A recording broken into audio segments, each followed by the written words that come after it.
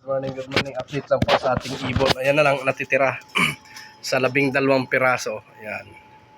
So, kahapon nagpakawala uli ako. Pinalipad ko na naman. So, every day kong pinalipad, ewan ko, nawala yung iba. Ayan na lang. Ang natitira, 5 na lang dyan kasi yung isang babae na breeder. So, yan yung asawa nung kinain ng pusa. Nilagay ko muna siya dito. Ayan na lang yung natitira sa 12 piraso. So, araw-araw akong nagpapalipad. Ayan. Araw-araw ko silang pinaparunda. Ang problema, lilim ang natira. So, pahinga muna, baka maubusan talaga tayo ng ibon pagka pinersa natin. Okay naman siya nung una eh. Okay naman yung mga grizzle. Okay naman. Kaso, yun nga mabibilis eh. Nung nakaraan yun, mabibilis pumasok, mabibilis bumaba. Yung pa yung ngayon, sila yung nawala kahapon. So, iniiwanan kong bukas ito ngayon para baka sakaling bumalik, makakapasok na sila dyan sa loob.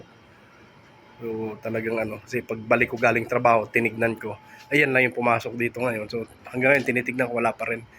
Ayan iniwanan ko lang siyang bukas, yung trapdoor niya para makapasok sila. Kung sakaling bumalik, makapasok sila. Sa 12 ibon na young bird, nung nakaraan, 2 months ago dumating to sa akin eh. So, ngayon, inuumpisahan ko silang i-train. Ay kaso, wala. 5 na lang natitira sa 12. So ngayon, di ko muna sa papakawalan. Siguro talaga kasi baka maubusan ako ng ibon. Sayang naman ang natin. Wala naman tayo mapaglibangan uli. Ayan, so talagang hindi kakayanin na balak natin ngayong darating na October makapaglaro sana. Kahit man lang 5 ay hindi, sa tingin ko hindi kakayanin ng ibon. So baka madisgrasya pa. So pagulang pa muna natin ng kaunting baka may next year na ako maglalaro, mag-i-entry. Ayan. So ayan, nawala yung mga grizzle na inaasahan kong mga ganda. Siya pa yung nawala kahapon, 3. Tapos yung blue bar, wala rin. Yung blue bar maganda rin yun, wala rin. Ito na lang. Ito yung medyo tamad lumipad kaya hindi nawawala. Yan tamad lumipad. Ito medyo tamad din lumipad kaya andito lang lagi sila sa loob. Ayan, mabilis silang bumaba kasi tamad nga lumipad. Ayun, yun yung isang malungkot. Talagang malulungkot sila.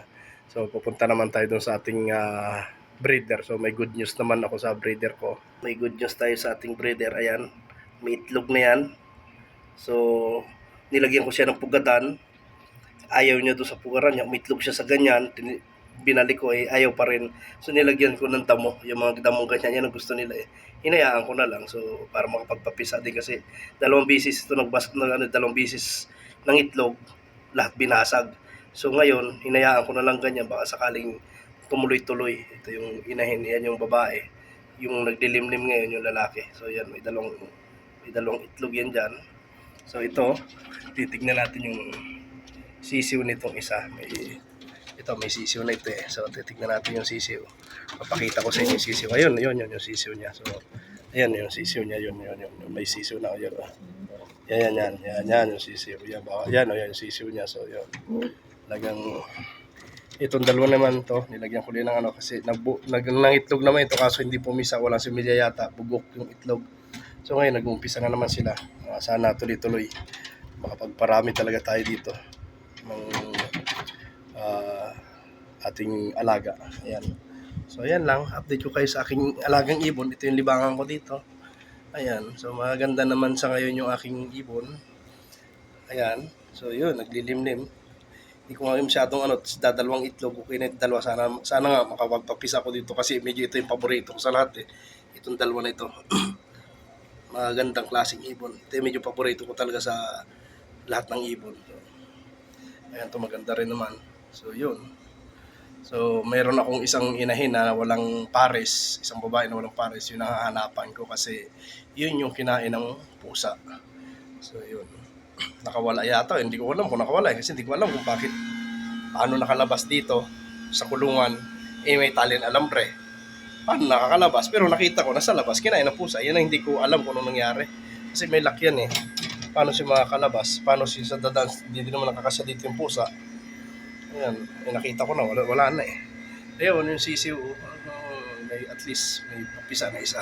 Ayan lang po, marami pong salamat sa nanonood and God bless po always. Lagi tayong mag-ingat at lagi tayong ano lang, ng laging safe lang sa ating mga ginagawa lagi. Yan lang po, talagang ingat palagi sa lahat ng nanonood, sa aking followers. Maraming salamat po sa suporta, kahit ganito lang po yung aking content, sinusuportahan nyo pa rin. Maraming salamat po sa inyong lahat. Thank you po and God bless always.